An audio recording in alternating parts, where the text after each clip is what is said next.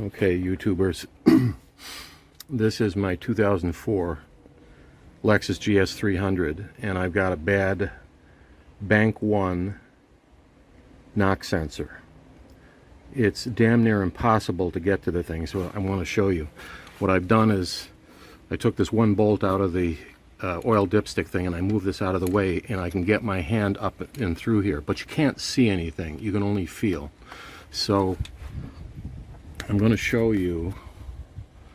I have a 1.16" socket will fit over the sensor once you get the sensor off, or the connector off. And of course the connectors will all be brittle. This one fell apart. I'm going to have to replace that.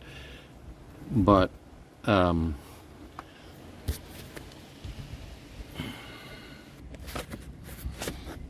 if you look down through here, okay, there's the oil filter. If you look very carefully right down and through here, see if I can show you that. I have my socket on the back of the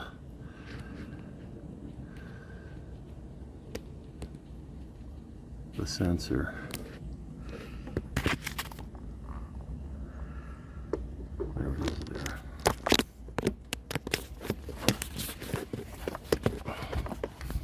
And by reaching in here,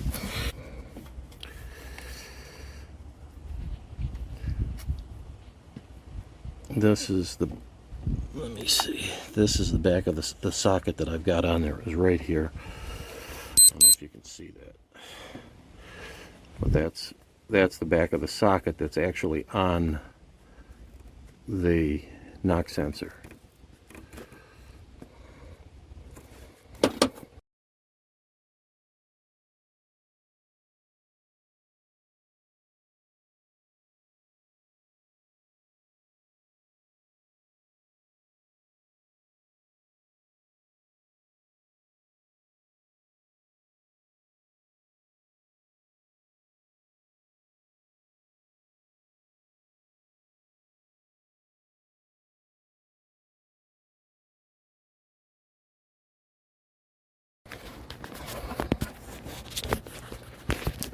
Maybe this way we can get in there.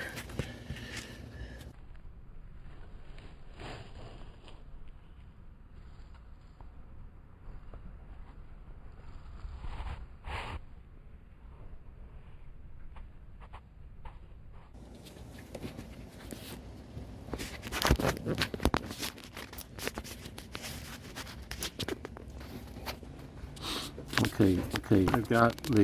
I got a small extension on the back end of that socket that's on the sensor, so you can see here is the extension. I'm going to put a wrench on there and see if I can't twist that thing out of there. All right. So here's the sensor.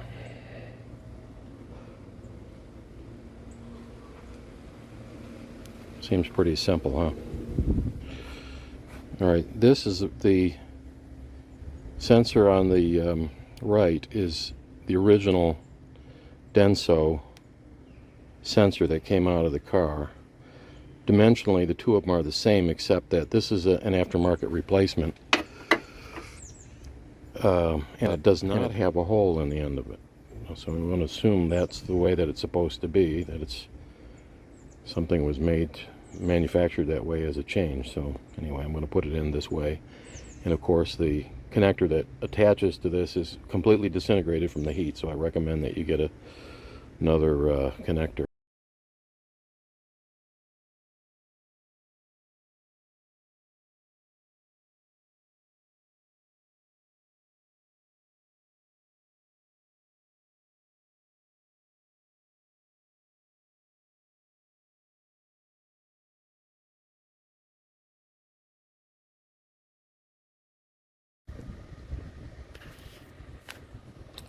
This is what I'm talking about here. Is I wrapped the paper around the end of it, and I could fish it into the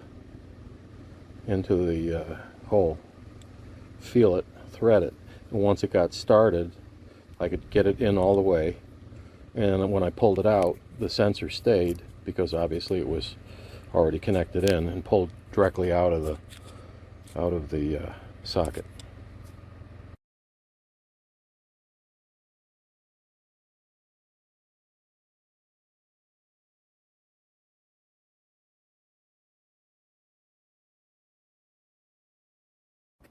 This is day 2 of my little project. I was fortunate enough, in order to get this connector here attached to the sensor, the knock sensor, but I ordered a new connector which came. The old one, the tab had broken, so they give you the connector for about $10, and it comes with a couple of spare terminals and this little silicone plug that goes in the back of the connector, so that when you put the terminal into that center hole, it latches in by sliding this little thing forward, and it holds the metal connector in place. And then, of course, you were supposed to cut the old connector off of there, which I'm not going to do. And the little silicone plug, I guess, is supposed to hold out moisture or whatever, but I'm not going to bother with that. I just want to get the connector on there, and it's a bitch. So I'm going to slide that in and get it connected. I couldn't get this little silicone plug that was still on here.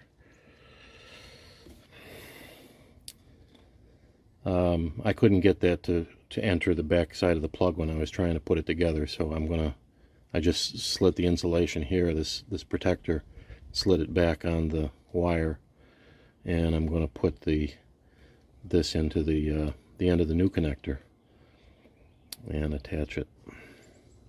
Alright, I can't do this with one hand, sorry.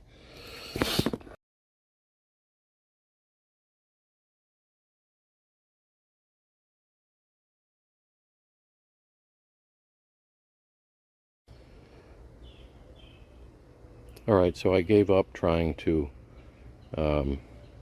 get that connector into the, get the terminal inside the connector. I gave up. So what I've done is I took one of the terminals that they gave me with a connector, and I soldering it onto a piece of wire, and I'm going to use that as an extension. I'm going to cut off the old terminal and solder those two joints together so that I have the distance, because that connector, the terminal's got to go fully inside the connector. If it doesn't, obviously it's not going to make a connection, and that's just one less hassle that I need. So, okay, so this is now the fully assembled connector. You can see the terminal right up against the nose of this thing, so that when I connect it, it'll connect onto the knock sensor. I soldered this wire onto the terminal. You don't have to do that, but I like to know that I've done it right. And then I put a little silicone plug that came with the connector into the back of this thing, so now that's fully done. So now the last piece of this is to solder the end of this wire onto the wire of the car, and that's next. All right, so I finished. I soldered